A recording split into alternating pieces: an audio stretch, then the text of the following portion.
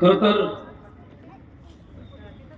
आता जे मागे विवेचन सर्वांनी केलं की गणतंत्र दिवस म्हणजे संघ शक्ती कलियुगे आपल्या शास्त्रीय भाषेच्या दृष्टिकोनातून जर विचार केला, कारण कोणतीही गोष्ट जर आपल्याला सिद्ध करायची असेल, जसं आता आपण वर्तमानपत्रामध्ये वगैरे पाहतो की संघटित गुन्हेगारी म्हणजे गुन्हा सुद्धा जर करायचा असेल तर आता संघटन केल्याशिवाय गुन्हा होऊ शकत नाही.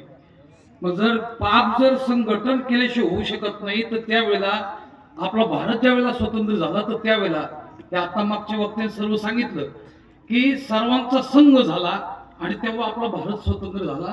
कारण कोणताही आपल्या 5 हात जर असेल तर एक बोट काम करू शकत नाही, याच्याकरता 5ही बोटं असेल तर तेव्हाच काहीतरी आपला पदार्थ घेता येतो. असंच आहे की भारत हा एक संघ आहे आणि हा संघ शास्त्रीय बाकीचे सर्व जे लोक होते, कारण सांडूनी आपुलीनी जे सत्ता ज्याशी लागली पराधीनता तो स्वप्नी सुखाची वार्ता न देखील सर्वता निश्चित. शांतीब्रह्म एकनाथ महाराजांनी सांगितल्याप्रमाणे, कारण ज्याचे देह पराधीन तो जीवे जिता सदा दिन पराधीन समाधान नव्हे जाण कल्पंती. कारण पारतंत्र्यामध्ये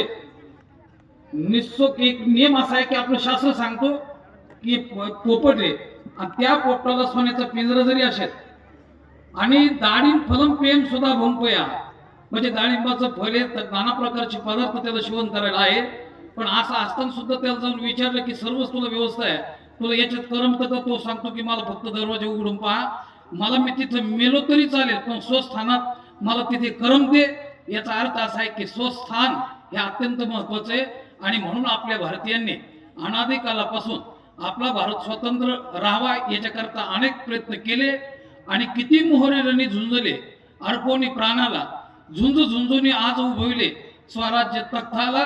एवढं सांगून या ठिकाणी खर तर आज प्रजासत्ताक दिनाच्या निमित्ताने आपण एकत्र आलेलो आहोत. आणि त्याचबरोबर आदरणीय आमचे सरपंच आणि यांनी एक सुवर्ण संधी म्हणजे जलपूजनाची केलेली आहे. आणि जिथं आपल्याला राहायचं तिथं 5 गोष्टी असल्या पाहिजे. धनिको श्रोत्री राजा म्हणजे श्रीमंत माणूस पाहिजे, श्रोत्री म्हणजे आजूबाजूला विद्वान माणसं पाहिजे, राजा पाहिजे आणि महत्वपूर्ण वैद्य पाहिजे. आणि 5वी गोष्ट सांगितली, जिथं आपल्याला वास्तव्य करायचं तिथं पाणी पाहिजे. नदी ही म्हणजे पाणी असेल तरच आपण जीवन जगू शकतो. हे दोन्हीही महत्वपूर्ण काम आज सरपंच समस्त ग्रामस्थांच्या वतीने होईल. या सर्वांना कोटी कोटी शुभेच्छा देतो आणि माझे हे 2 शब्द या ठिकाणी पुरे करतो.